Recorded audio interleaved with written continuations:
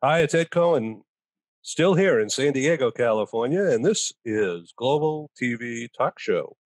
And we're really happy to have with us for I think, the third time, Mr. Michael Gates from Helsinki, Finland.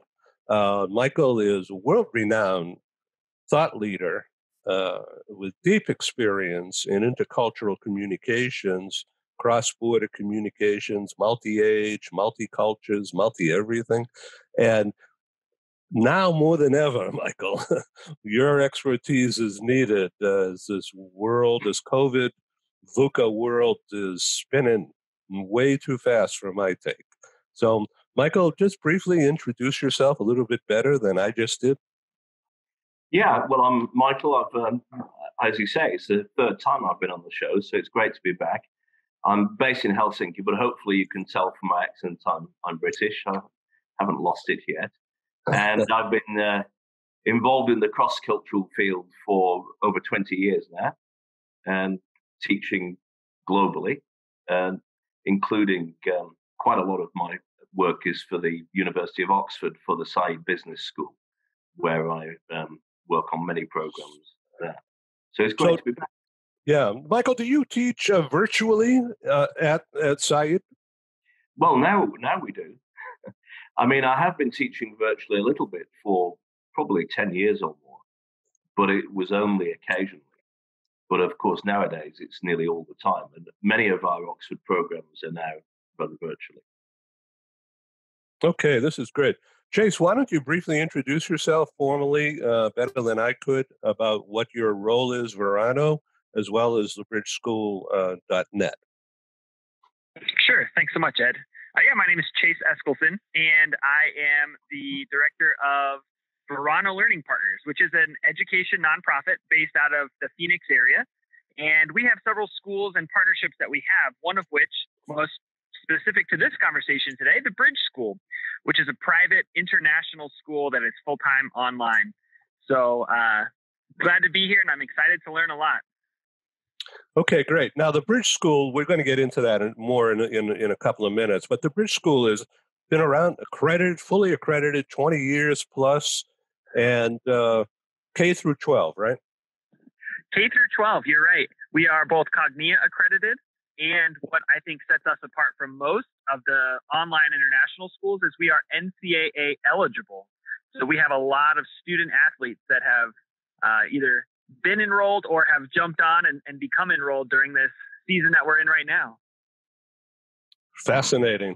Okay, John Schultz, please intro yourself more formally, business executive with International Auto Source, which means that you help employees, corporate employees, and military, I guess, or anybody, get a car or even get credit, right? Pretty good introduction. And I'm the director of global business development for International Auto Source. We're a privately held company in Woodbury on Long Island, outside of New York City. We've been in business for about 25 years. We've helped 50,000 people around the globe purchase or lease a new vehicle. Our primary audience are foreign expats coming to the United States and leaving the United States, returning to their home country. And when you try and buy a car in a country with no credit history and no social security number or identification number, a dealer will be happy to sell you a car, but you'll have to write a check for it. What we're able to do is provide financing to these individuals who are coming to the United States or moving back to their home country, and it gives them a chance to better manage their cash flow. So is this tied in with the corporate guarantee? These people are employed, so they have good money coming in. Yeah, it actually depends on the visa type that they're issued. So for example, an L-type visa here in the United States is one that's given to an executive being brought over to the United States to run an operation or run a division here in the United States. That type of person, senior level person, executive, proper visa is allowed to purchase or lease a car.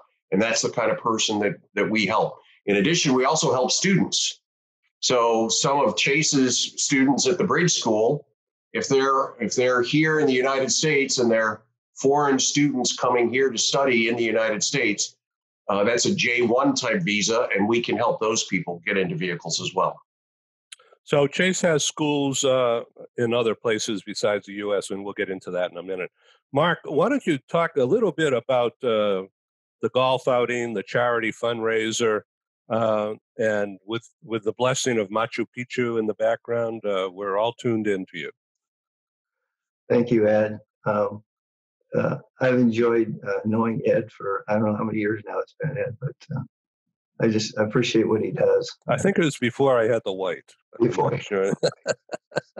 White. Well, our foundation started about 5 years ago, and it started in part because four of the founders got together and we said, hey, let's do something to help people that have these conditions.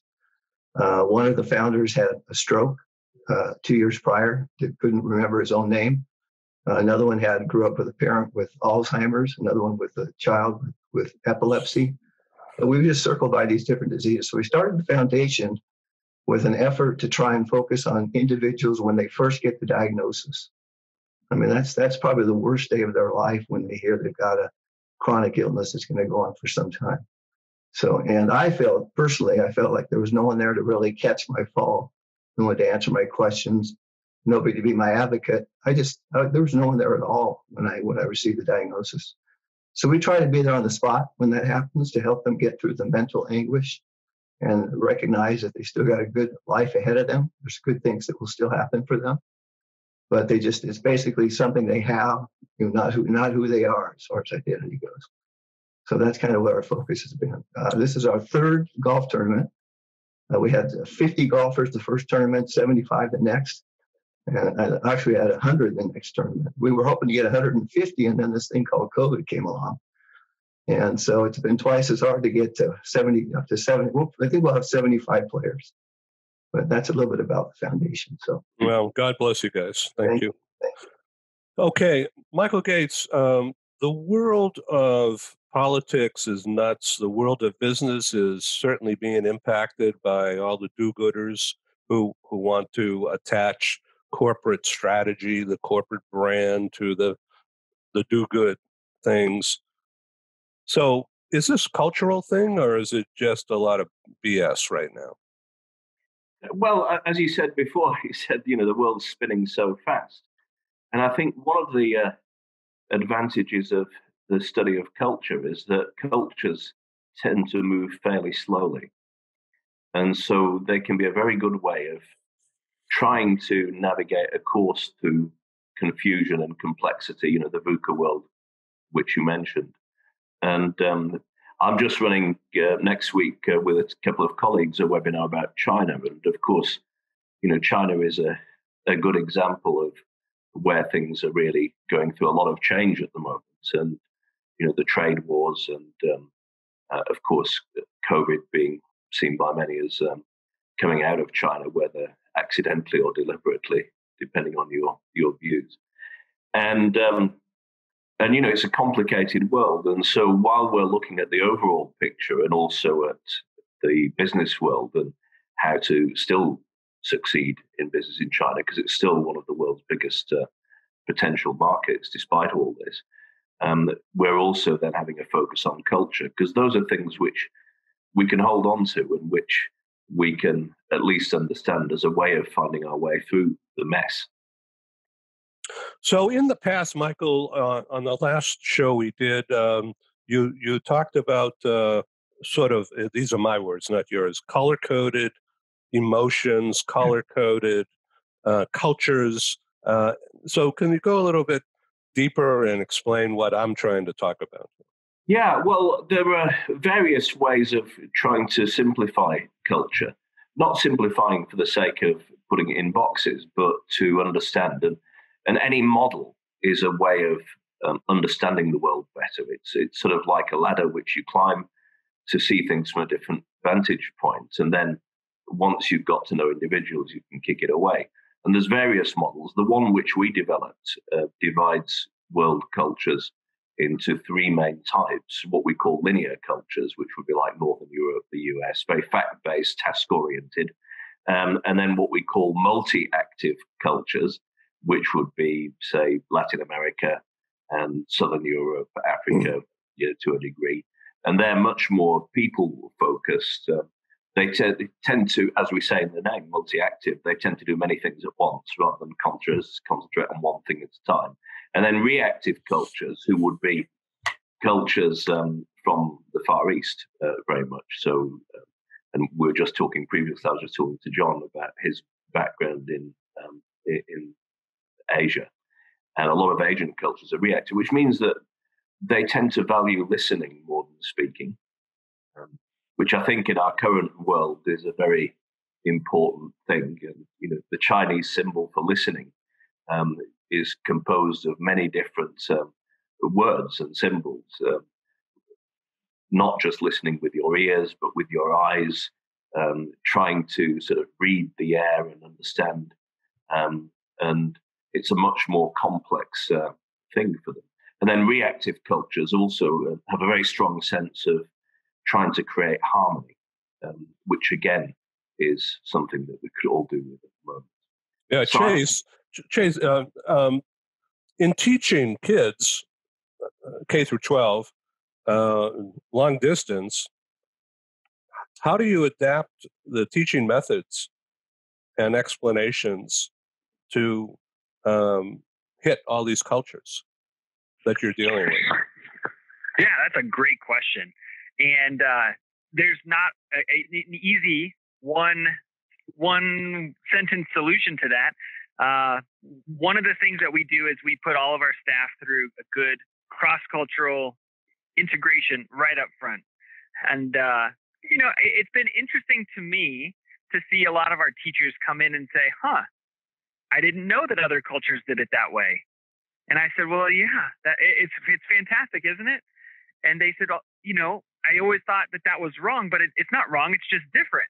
And I said, that's exactly right. It's so different than what we do, but there's 10 different ways that you can do it, and helping people understand that one word in an American vernacular can mean something wildly different to someone speaking English in another country. And so helping them understand that up front is so key. It's really interesting to see how it changes, specifically when you start talking about some of the history classes. People are coming at these situations from different perspectives and different backgrounds.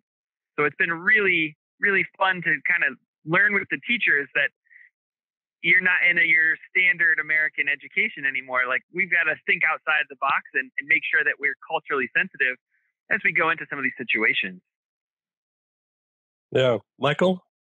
Well, it's great that you do that, Chase, because not everyone does. And certainly, if you apply culture to learning, learning styles are rather different. And I've done quite a bit of work with international schools. And, you get an international school where the teaching style may not be something which some of the kids attending are used to. So, for example, in China and in Asian cultures, the teacher is sort of the fount of all knowledge, and everything tends to be very teacher-led. There's not so much discussion groups. You don't challenge the teacher. Whereas in other cultures, say in US culture, you're encouraged to challenge, and you're encouraged to be empowered and work in groups. And the teacher is more of a facilitator. So those roles, of a teacher are perceived very differently across cultures, and people learn in different ways. Michael, I want to ask you about who your students are these days, this semester, and then we're going to pause and look at about 3.5 minutes of commercials, and then when we come back on the other side of that, I want to dig deeper. We'll ask John to explain more about the IAS, but I want to dig deeper about the use of video and in educational process, understanding cultures, understanding everything. Now, here we are. It's video. So, Michael, who are your students today? Well, it's big corporations as usual. Those are usually my students. Corporations, senior executives, government. Can range from anything from the CEO of a company in biotechnology. I mean, the weekend I'm coaching a guy who's got that job. Then I've been working with one of the world's biggest oil companies. Well, in fact, two, an Indian petroleum company. My biggest client actually is in New Zealand. So I've not seen them much recently, and they're in automotive. So they buy cars from around the world and then sell them in New Zealand. They're the biggest distributor of cars in the country. I've been working with them for many years, but we are beginning to do stuff with them remotely. Yeah. Are there many women in your class? Oh, yeah, many. Yeah. It varies, obviously, according to the organization.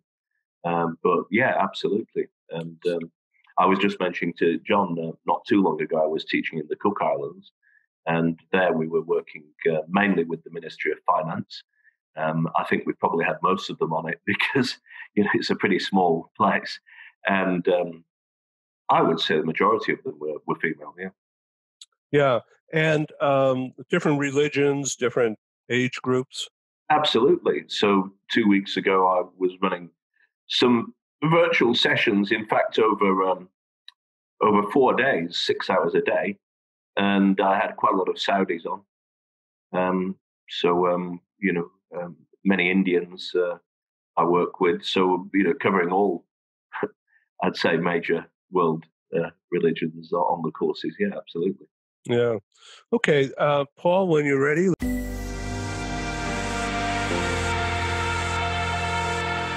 One of the greatest things about attending the Bridge School is that students are able to truly move at their own pace. Students who are advanced learners can move more quickly through the curriculum. Students who are struggling can slow down and take a little bit more time and get additional resources from their teachers. Also, the typical school in a school district is following state set guidelines and standards, and they're following the pace of the entire class. And that isn't always conducive to students. The Bridge School partners with Strong Mind to provide this award-winning curriculum. And with that, students are able to trust and know that they're learning a curriculum that is built on standards that are national standards, that are research-based, and they're chronological based on how students learn. So students can actually go forward and learn that at their own pace and not have to worry if they are meeting the standards that are set forth by the state. They can know that they're learning what needs to be mastered in that course to be successful.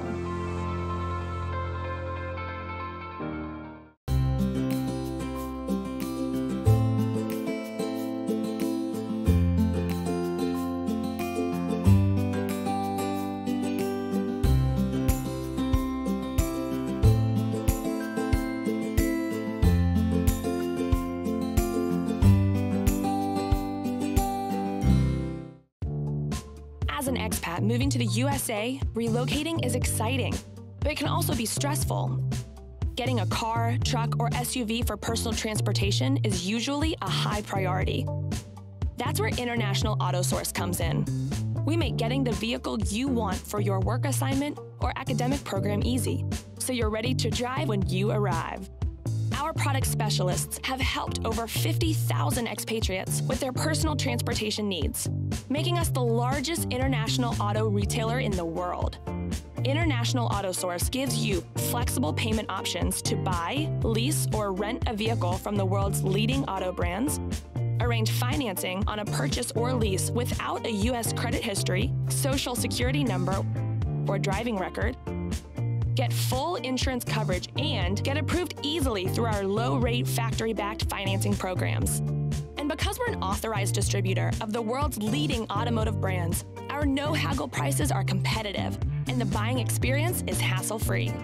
We'll even guarantee your new vehicle will be ready the day you arrive. With over 20 years of experience in the global community, we are the vehicle experts for expats.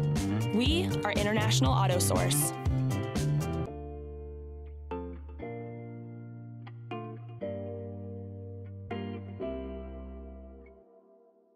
The use of video, John, you have so many varied customers, so many big distance, large distance, long distance. How do you,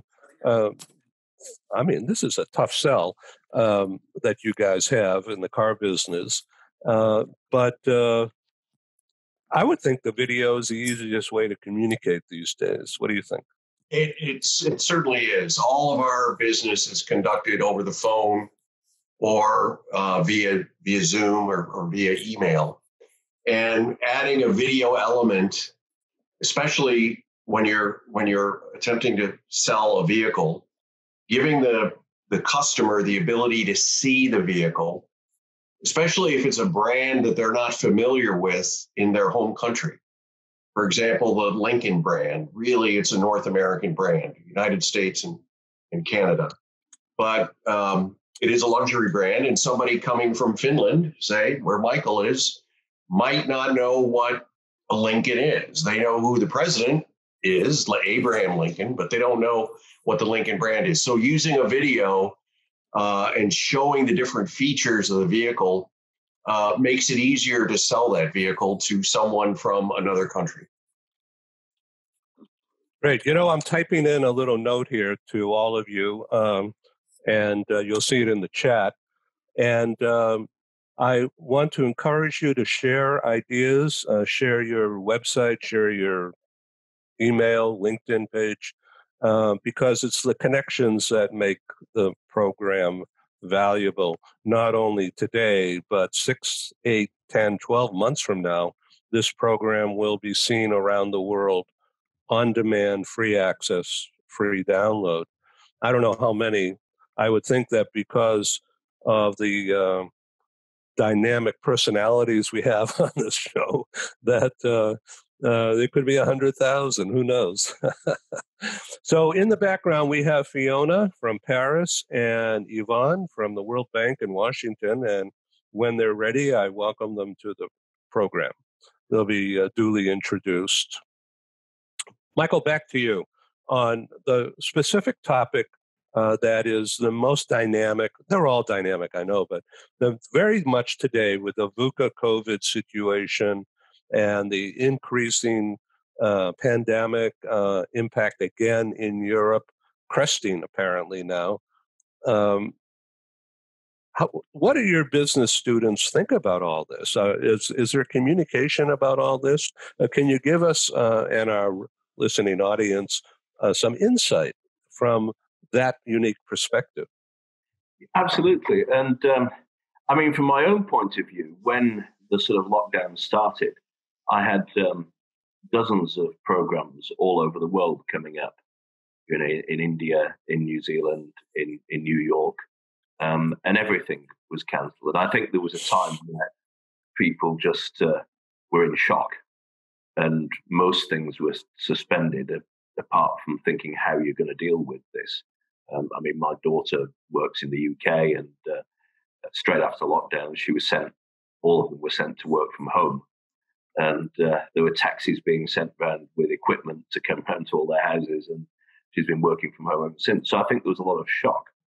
But gradually, people seem to have got more used to working virtually.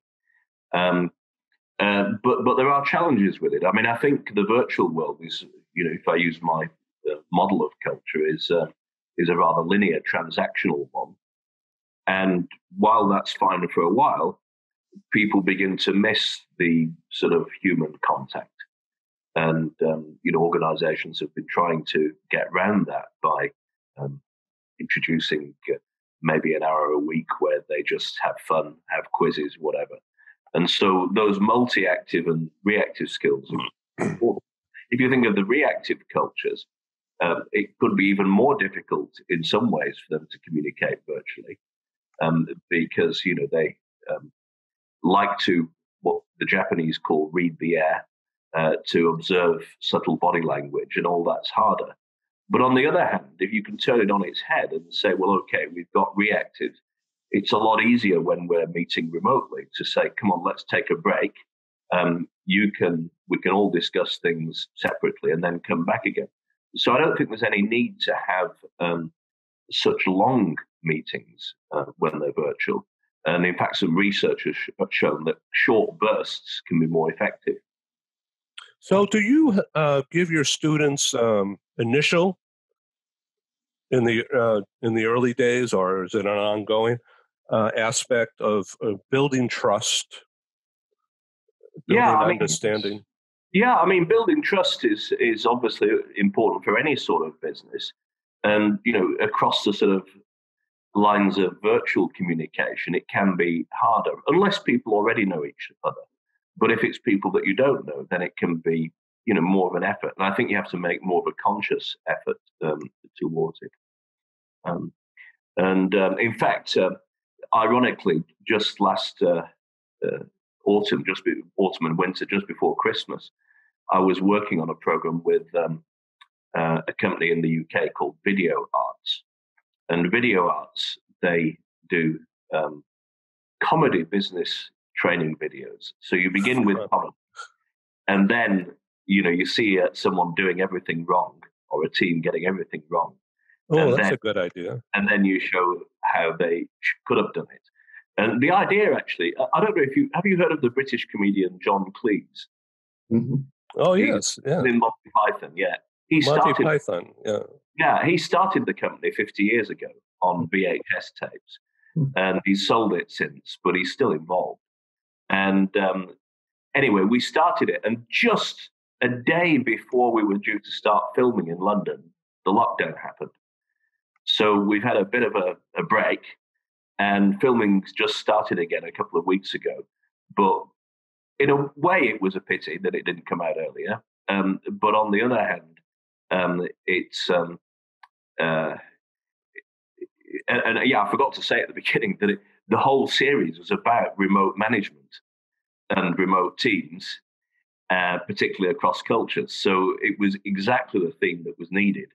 And then, it was disrupted by the fact that you couldn't get the actors together. But now we're redoing it in a way that all the actors are on Zoom.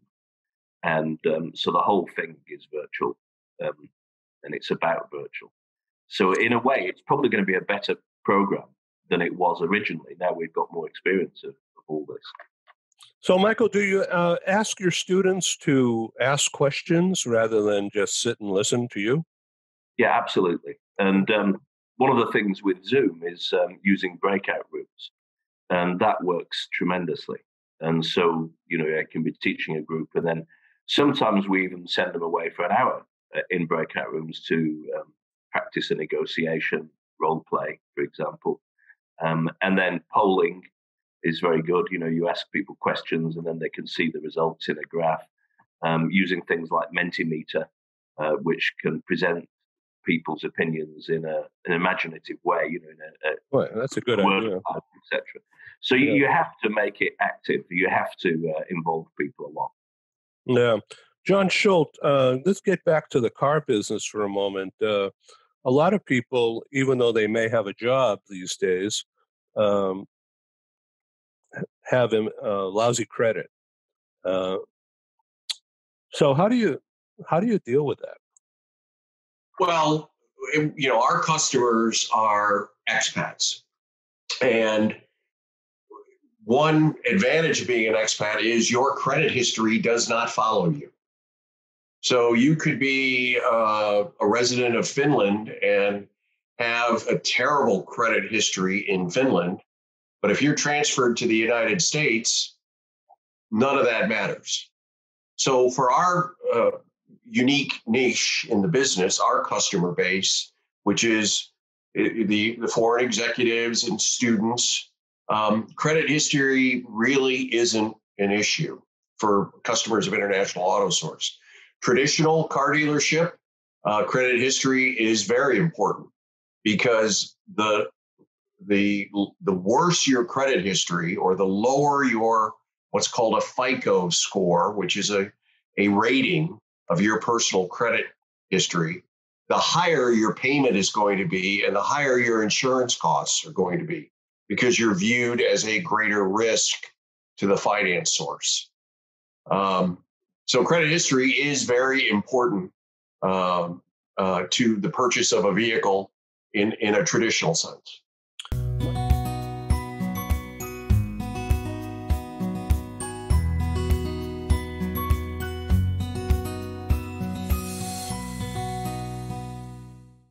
Michael Gates, the role of culture, that's kind of an amorphous word, isn't it? I mean, but what does it really mean? It's understanding things, how to there's face different people. definitions of it. The most famous, an easy definition is it's the way we do things around here. Another French definition is culture is what is left when everything else has gone. But the most famous more academic definition is culture is the programming of the collective programming of the mind, which distinguishes one group of people from another. And so it's something that applies to a group, not to an individual. It's shared, and it's something that we learn or acquire from when we're very young. Great. Chase, do you have a question for Michael Gates? I do. I have a question both for Michael and for John.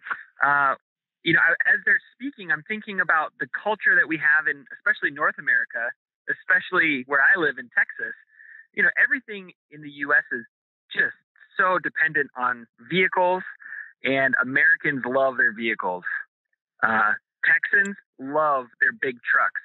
And John, I'm just curious, as people move to the U.S. from other places, are they picking up like the big, huge Lincolns or the big trucks, or are they still picking more of the smaller economical vehicles? It depends. The answer is it depends on their personal taste. Many of our customers want to experience a vehicle they cannot get in their home country. So we do get people that want a large SUV like a Ford Expedition, or they want a Ford F-150 pickup truck, because that type of vehicle isn't available in their home country. What's been really interesting in our business since COVID happened, we've seen an increase in customers who want a vehicle for security reasons, for safety reasons.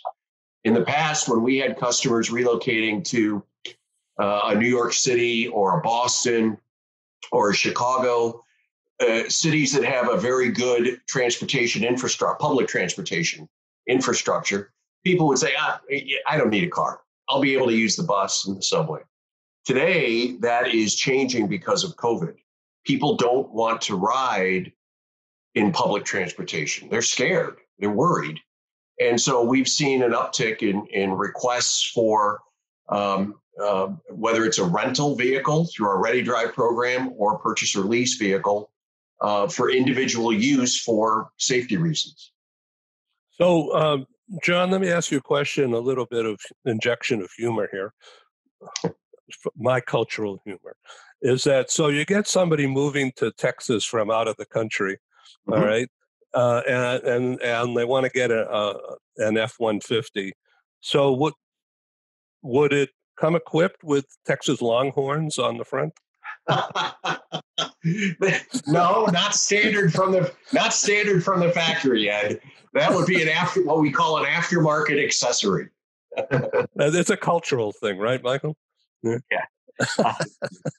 And the issue of culture and cars is an interesting one, certainly.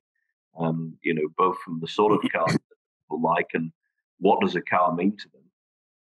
Is it something that expresses their wealth, or do they see it more as a functional thing? And then also selling cars varies a lot across cultures. I remember working a little bit with Volkswagen, and their sales instructions, their salespeople around the world, were that you have to give buyers all the details, everything, tell them everything about the car, which is very German, all the details. And then the salespeople, apart from what they sold, were judged on to what extent they followed the script. And they said we're very puzzled because our worst results are from Finland, because people just go in to buy a car. They don't want to hear anything. They've done the research before and basically just go in, point at it and say, I'll have that one. And then when we try to tell them something, they say, I don't want to know. I've already decided. They're not too keen on communicating much. Yeah. So, so Michael, you've recently formed a new business. Do you want to talk us about that? Tell us about it. Right. Well, I've extended what I do, so it's not purely cultural now. It's also particularly negotiation skills, which I do teach from the cultural point of view too, and then to emphasize a little bit more corporate culture, and then also a little bit more coaching. Because a lot of people they have a good idea, they have a good product, but then they can find it quite difficult to communicate things in a simple way, which is focused on the end result for the client. And if you think of people who are very technical, then they've created something fantastic, but they try to tell people too much. They find it difficult to communicate persuasively. So, and of course, it varies across cultures too. So I've just extended what I'm doing a little bit. Yeah. Okay. So in branding, let's say branding, like let's just use thebridgeschool.net. There's a brand. When you think of that name, thebridgeschool.net, Michael, what do you, from a cultural point of view, what do you think? Well, it sounds like a good name because culture is about bridges and bridging gaps, and so it immediately tells me something about the organization, that we're not just there to teach, but we're there to bridge gaps between people, which is it says what it does on the box, basically. I would have said. Yeah, Chase. Is that okay, Chase? Did I pass the test? Yeah, definitely. That's fantastic. We really think of it as two separate bridges that make up our school. The first is we bridge connections with people all over the world, just like you were referencing. And the second is we bridge that divide for the American expats who've gone abroad but still want to have that bridge back home. They want to, have that NCAA eligible offering so that when they return back for higher education, they're ready to play their sports or performances, whatever it might be for their family. So, Michael, culture, corporate brand, that's like it's a very old idea, but it's like taken on, what does it mean, especially to people in the COVID environment? How companies are rebranding or reinventing themselves. Give us your insight. This is not rehearsed, as you could tell, guys, but Michael, your perspective from a cultural dynamics and the different Northern European, Asian, German, American aggressiveness, that kind of thing. So what does the role of branding and the name and the video or the logo look or the tagline have to do with it from your point of view? Well, I think if you think about brand, it depends very much on the product. So if you take something very basic, like food, and take the most basic food, bread is very different in different cultures and it means different things. And so you tend to find that products like that, which only sell locally, are branded very much by drawing on national culture. There's a great advert, very old one from the 70s, I think, for Hovis bread in the UK. And it's very, very nostalgic, and it's all looking at the past, and it's this British, sort of nostalgia for our empire in a way. There's a Finnish one which I sometimes show, which is all about having guts, and it's a father, and it's all in black and white, and his son is trying to cut the bread, and he doesn't help him. It's very hard bread, and the son eventually cuts himself. And then the father says, "Are you hungry or not?" And then the caption comes up, "As hard as life." So those sorts of products are very, but other products may be more international. I mean, something like Coca-Cola. But even if you take McDonald's, what does the symbol, the brand McDonald's mean? What did it mean? Does it mean to Americans? When it first opened its branches in Russia, what did it mean? It didn't mean a quick and easy meal. It meant that you had social status, that you could afford to eat at an American restaurant. The final thing I'd say is that one useful way of looking at branding is using this model of linear, multi, and reactive. And I remember speaking to a top branding expert at Unilever, and he said, well, this model, it really applies well to the soaps that we sell. I said, can you describe it? He said, well, Dove, it sells best in America, and it's a very linear product in a way. It's all about self-actualization, the themes of our advertisements. So the Dove soap, as opposed to Zest or Spring, so Dove is like a female. Like the Unilever one. So he said, our product Dove sells best in North America. And he said the way in which we advertise it is quite linear. So the themes, I mean, it may have changed since then, are very much about self-actualization. Whereas he said Lux sells best in Brazil. And he said our adverts for Lux are all sort of romantic, glamorous, erotic, and it's a very multi-active, passionate advertising campaign and branding that we use. Whereas he said in China, Lifebuoy sells best, and Lifebuoy is all about hygiene. And so we base the advertisements on people avoiding losing face because they've cleaned themselves and they know that they smell good. And so he could see quite clearly that you could look at branding and what sells best where, according to that model of linear, multi, and reactive. So I want to go back to the video we saw from IAS. The video, John. I'm a PR guy, so I'm going to give you my thing. A young lady's voice, sort of like a cheerleader. Number one. Number two, really top shelf, wonderful production quality, and fast paced, a lot of information. And you consistently show customers and a variety of people, colors, shapes, married, different mixes. So, man, that is like subliminal and hard hitting all at once. And I think it was a really good one. Chase, how are you, so regarding the bridgeschool.net and the ad campaign that we'll develop going forward for our shows here, just off the cuff, the cultural idea, the bridge idea, the different ideas that we could think about. What's your take on that? Yeah, well, Ed, having been on a couple of your shows and meeting just the high caliber people through these opportunities has really driven where we're going in the future.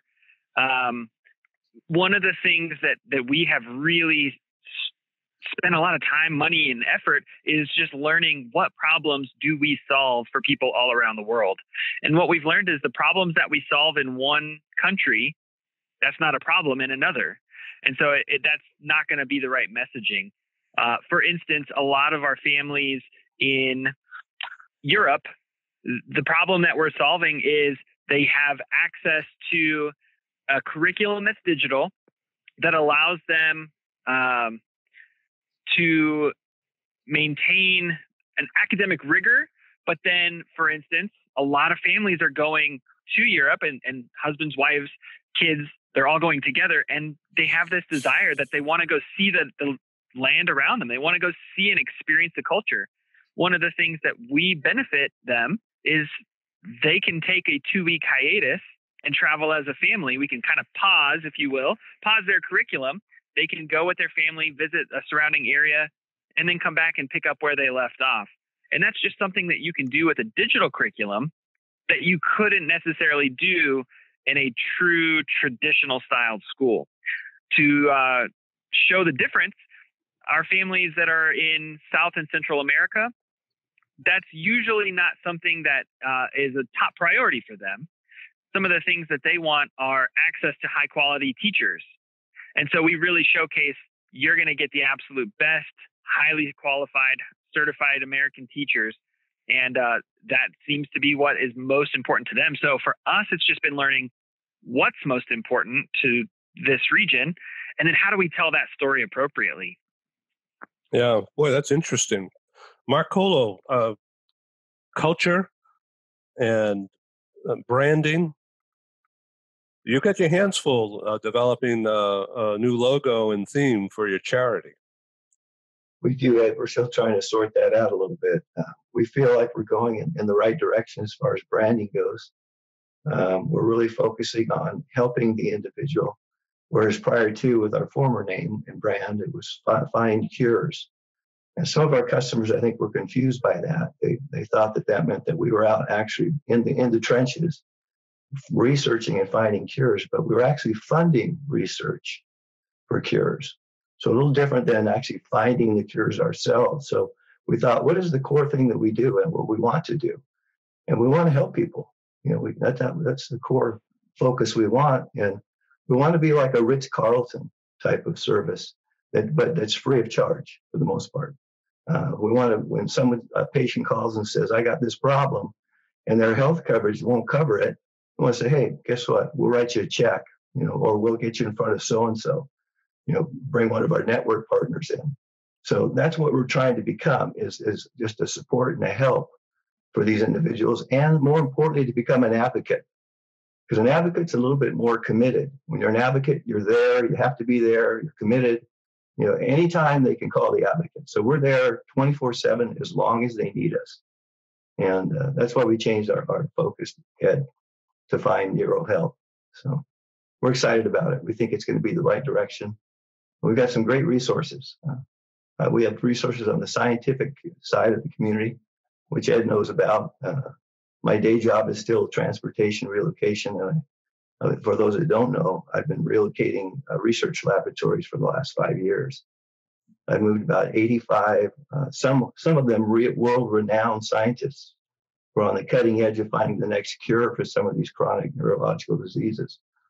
I've got just an academic directory like you couldn't believe. So I'm thankful to have made those relationships, to have those networks.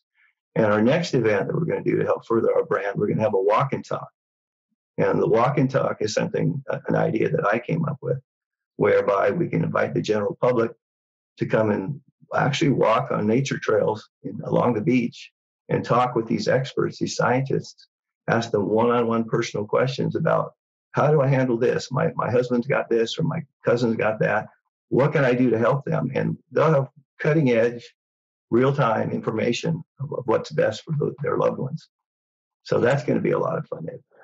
So Alzheimer's is part of this, isn't it? It is. Yeah. So a lot of people a lot of people know what it is, but know about the disease. But Mark, would you think that talking to people about how to recognize what's going on and so on, early onset, like it's developing, but it's just early, and some things come up and what not to say, what to do. It's more than a culture thing. It's like interpersonal communications. And it is. That's one of the great hurdles that we have to go over, jump over, is educating individuals to what the signs are. There's certain signs with each disease. And if you catch it early on, if there's a prescription or a medication that will help it, you can start that process sooner than later. The difficult part is that you don't know what the symptoms are a lot of times. You don't know what to look for. And a lot of these conditions are not visible. Parkinson's, the tremors was one aspect of Parkinson's. The tremor begins, they think, some experts think it begins 20 years before you see a symptom. So that's a long period of time for that disease to develop and grow and take hold on the individual. So a lot of these diseases are cross-cultural. It just doesn't stay in one area or one type of person, right? No, it is cross-cultural, and there's 4 or 5 theories as to what causes some of these diseases. In most cases, I can only use Parkinson's as my own because I'm the most familiar with it. And they think it could be hereditary, very small percentage hereditary. It could be environmental. It could be concussion related, which is probably my condition. I've had 12 car accidents in my life, and 6 of the accidents, the car was totaled. So I've got about 3 more lives left if I'm a cat. But it's amazing the odds of the things that have happened in my life. The odds of becoming diagnosed before age 50, I was 48. And at 48 years old, that's early onset because 2 years earlier. And the odds of me getting diagnosed at that age was 0.0008. So I always tell my friends, if you're going to Vegas, take me with you. I will beat the odds, So anyway. So Michael, back to you. Now we have about 5 minutes left. Michael, dealing with disease, dealing with people who have disease of some kind of affliction, culture comes into that, doesn't it? Yeah, absolutely. And, you see that when you're traveling to other cultures and talking to people that certain cultures have different attitudes to disease. I mean, working in India with pharmaceutical companies, they said that one of the problems there is that many people who are poorer and living in the countryside feel that if they get a disease, it's their own fault, it's their karma. And then some diseases, particularly mental illness, can have a stigma there. So disease is a very cultural thing. And you also notice it in patient care and how patients are dealt with and cared for in different countries can be quite different. And so when you get nurses and doctors moving overseas, I think cultural training to understand the patients that they're dealing with, particularly when they're dealing with people in times of stress, very different. I mean, in Finland, doctors very often tell people the worst in a very sort of, for me, brutal or blunt way. It's not sugar coated at all, and that suits their national character. But I've got an English friend who lives here, and he has quite a shock when he goes to the doctor, and the doctor says to him, he says, "Couldn't you have put it in a sort of softer way?" And I said, "Well, no, he's Finnish, and that's how they do it." So, how do you teach empathy? Well, teaching empathy is not easy, I would say. But you see, because in that particular case, the doctor would feel that they're being more empathetic because they're telling the truth. They're not hiding things. So it's a question of what you mean by empathy. I did have one sort of major point I still wanted to make, and I wanted time to do that. And it's linked to disease, and it's talking about, because we began, with a few remarks on COVID, and as we've been talking, I was thinking that in a way, COVID is a sort of allegory for a lot of things which are going wrong with the world, because it's physically made us have to be separate. So social distancing, we've had to be separate. The Finns have found that very easy. They said, you tell us that we can only be 2 meters apart now. Does that mean we can get closer to people than we usually do? So, they've always maintained a big distance. But it has created some separation. I mean, a lot of separation between people, between families, etc. Just reading this morning about this lady who said, she won't be able to visit her father in Australia probably for 2 years. And so the separation of families, separation at work, and virtual separation.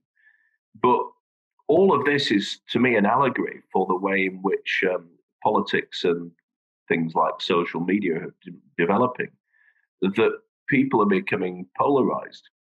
And it's a great shame. And, polarizing opinions, it's a case of I'm right and you're wrong. And a lot of hatred coming because of that, if someone has a different opinion, rather than understanding that they're grey areas. And so I think this idea of bridging is a very important one, and a very good one. And there was a time in ancient Greece and ancient Egypt when there were cultural and historical problems between Greek and Egyptian culture, and they actually invented a new god called Serapis, who had a combination of Greek and of Egyptian qualities and characteristics. And I think somehow we need to find things which can connect us. And I was talking also about virtual meetings and how they can be very linear and transactional. But I had a couple of things happen recently, and I was running this seminar where we had quite a few, webinar, we had quite a few technical problems. And it was mainly for Emiratis and Indians. And one of the Emiratis noticed my Fender Telecaster guitar in the background. And he said, I'm a guitarist as well. What is it? He said, is it a Telecaster or a Stratocaster? And immediately we were connected. Another one where an Indian lady on it, suddenly her little kid came and rushed in front of the screen and started waving at me, and I was waving back. Again, a human moment. And then just yesterday, I was talking to a guy. We're having a podcast, which was meant to be a sort of quite a strong debate, because we've got very different views of things. And then right near the beginning, I asked him a little bit about himself, and he said, "Oh, my father was in the Royal Air Force." I said, "So was mine." And immediately, these two people who have been arguing with each other for a long time are brought together by something in common. So I think finding that common ground, building those bridges, is very important. Ed, this is Yvonne. Hi, this is Yvonne. Can I loop back on something? Yeah. So this is Yvonne, who's from the World Bank Family Network in Washington, D.C., has been a multi-time guest on our program. Welcome again, Yvonne. Thank you. I was just going to say about culture and disease on two scores. One is COVID, and to look at how certain countries handle COVID, and how, if you look at East Asia, where people are much more compliant, much more willing to, much more group conscious. So people are much more willing to wear the mask and do that. They don't see it as a personal right to choose. They're quite willing to go, if this is what's good for the group, let me do it. And of course, that has actually made the difference. If you look at the numbers, East Asia has a much lower number, in the second wave. It's not even there. So that's one thing. The other thing, it's a personal story about culture and disease. We have a friend. She's English and her husband is American. And unfortunately, she was diagnosed with cervical cancer. And in the UK, they more or less said, palliative care and, sorry, we've done all we can. And her parents-in-law heard about this and said, nonsense, she's too young to die. Bring her to the US.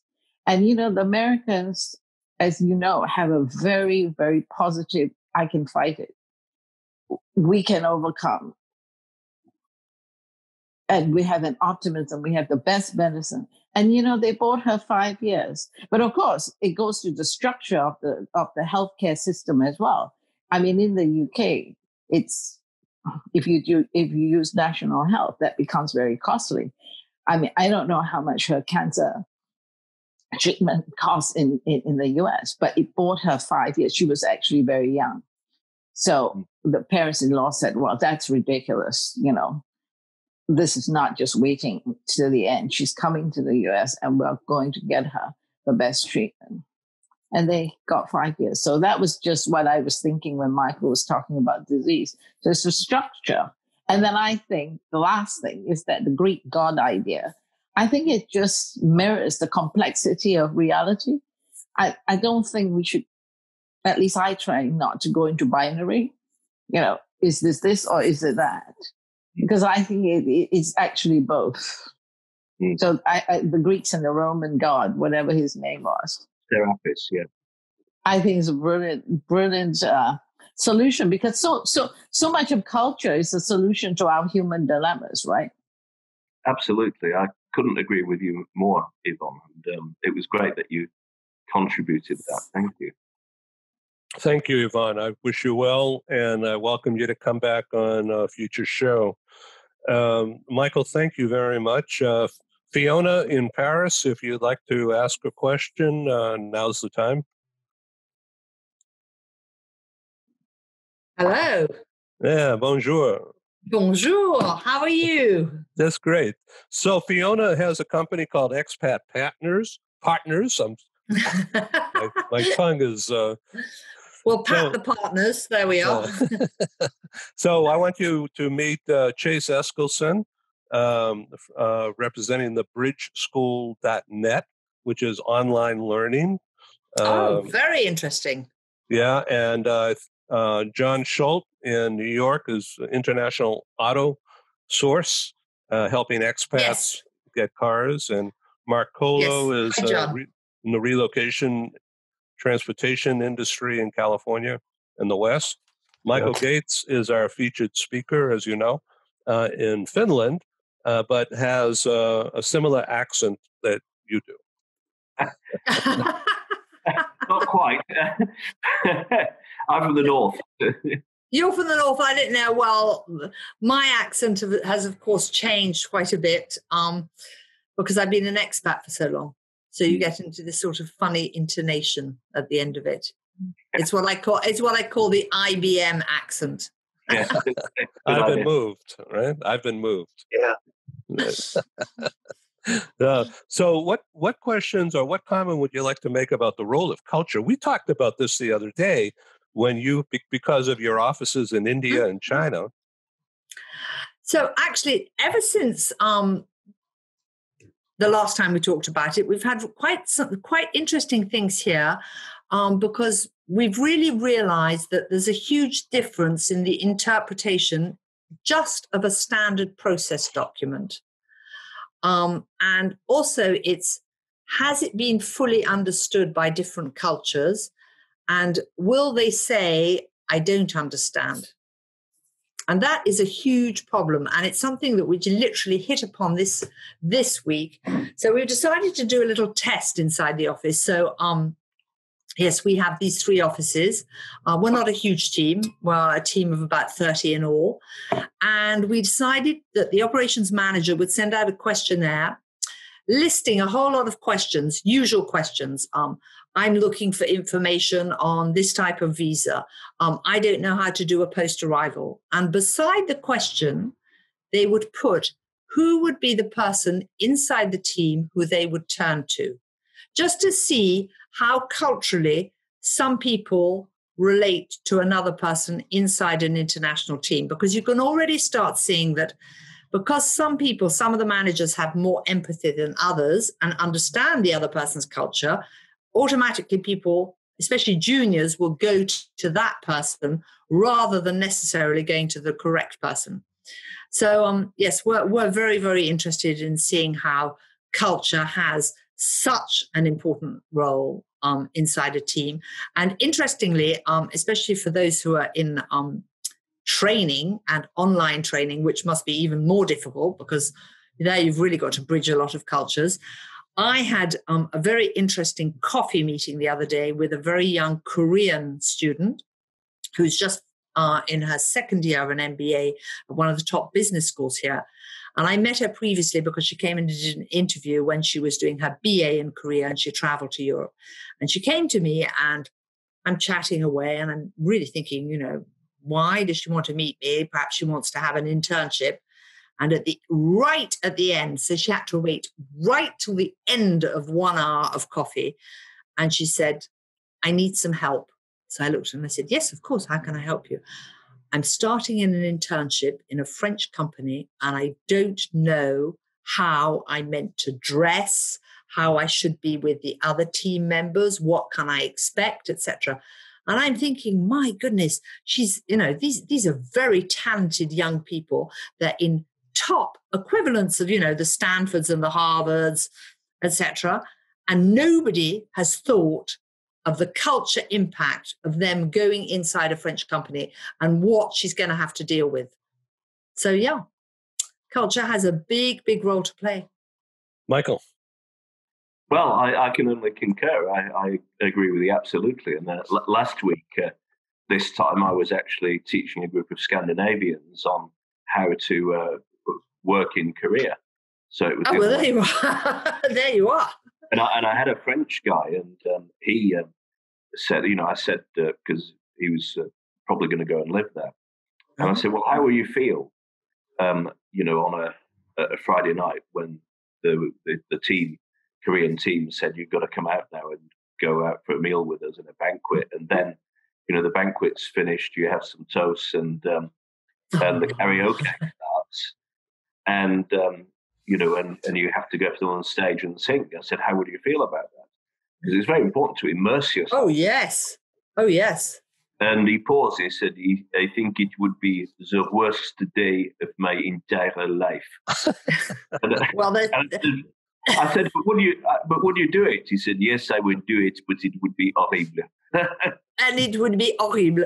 But the thing is that, obviously he's probably a very, very astute business person and essentially the company. But for me, when you're advising on that kind of thing, or certainly if it was inside my company, I would think, I'm not going to send that person. That is not going to work. Yeah.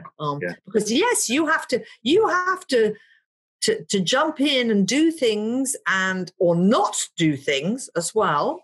Because we've sent, in the past, we sent a very brilliant young French lady to India. She was hard to work in India. She wanted to work in India. It was her aim.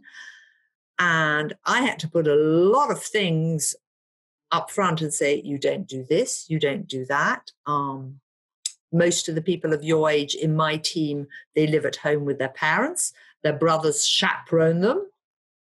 So it's not necessarily going to be a Friday night, I'm going out and having a beer with the people, because no, the other girls in the team won't be going out to have a beer with the people. Well, the interesting follow-up to this is that a few days later, I heard that he decided he wouldn't go for the job anymore. There you go. So a success, it worked. A success, it worked. Yes, I think you have to. But it's fascinating culture. I think it's fascinating. And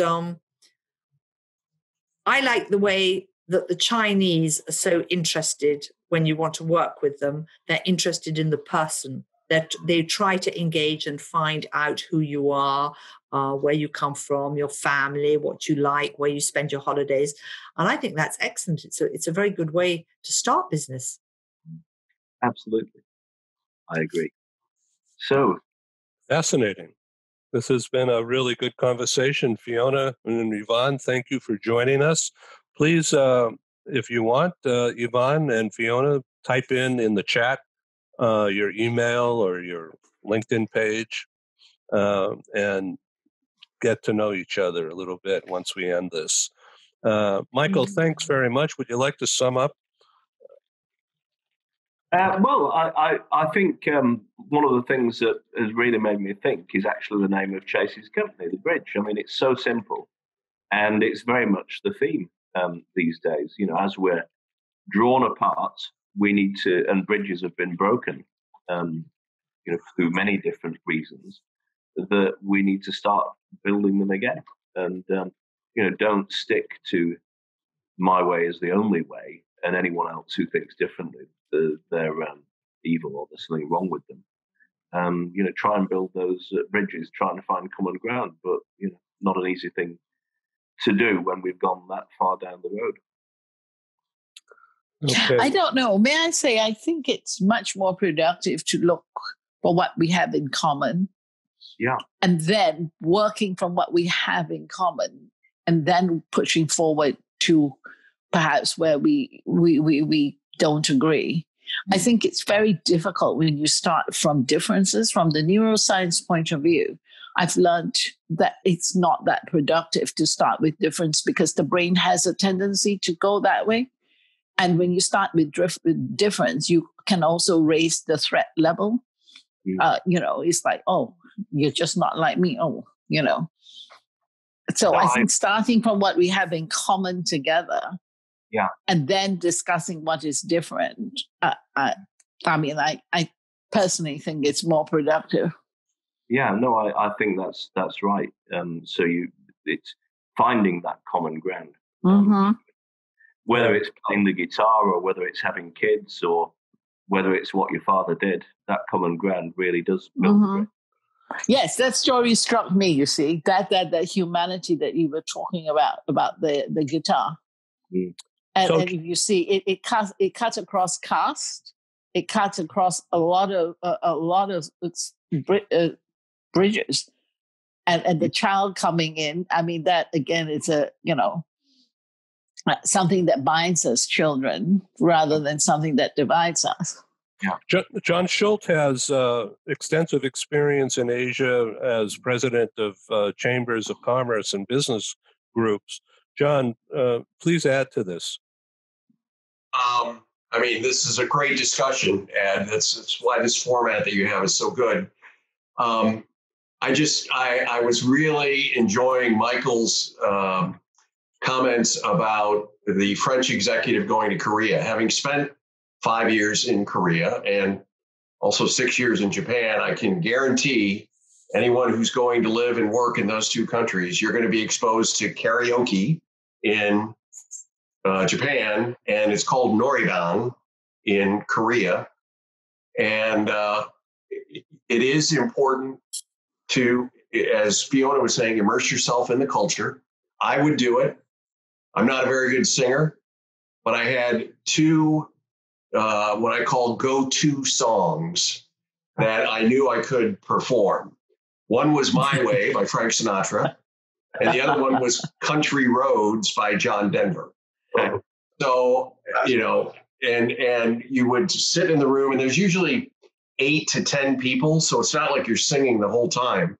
And there's a lot of, you have your beer or you have your soju if you're in Korea, or reishu if you're in Japan. And but when the time comes, you got to stand up and sing. So it is very important. And I actually it was especially around the holiday times. Then you throw in a few Christmas songs that are good. And as a native English speaker, my Japanese friends and coworkers and my Korean friends and coworkers were very interested in hearing a native English speaker sing the songs because they're used to hearing their Korean or Japanese coworkers sing the songs in English with an accent. So they really were very happy to have me singing, even though I'm not a good singer. So Michael, thank you for sharing that story because it brought back a lot of good memories for me from my time in Asia. So is it time now, Michael, to get your guitar and lead us in a song? Maybe not. I don't know what the neighbors would say or my son. Okay, the next show then. Next show. All right, so maybe we should do a holiday show and have an interfaith council here. Yeah. Thank you all for being on Global TV. Appreciate you, Michael, for doing this again. Fiona, lovely to have you. Yvonne, great to hear your voice again. And Mark Kohler, thank wish you you for well. having me. Mark, I wish you well in your golf tournament. I've got some ideas about your new logo. It's very nice and clean, the way it brings attention to what looks like you, actually. But I was thinking that maybe you can have a family graphic that talks about the different, immediately the visual talks about how the neuro disease group impacts everybody, not just one person. And some of those suggestions will be already incorporated into our new website. And will come out in the next day or two. So yeah, cool. A tagline that somehow says that. Yeah, that's a great idea. Thank you, Ed.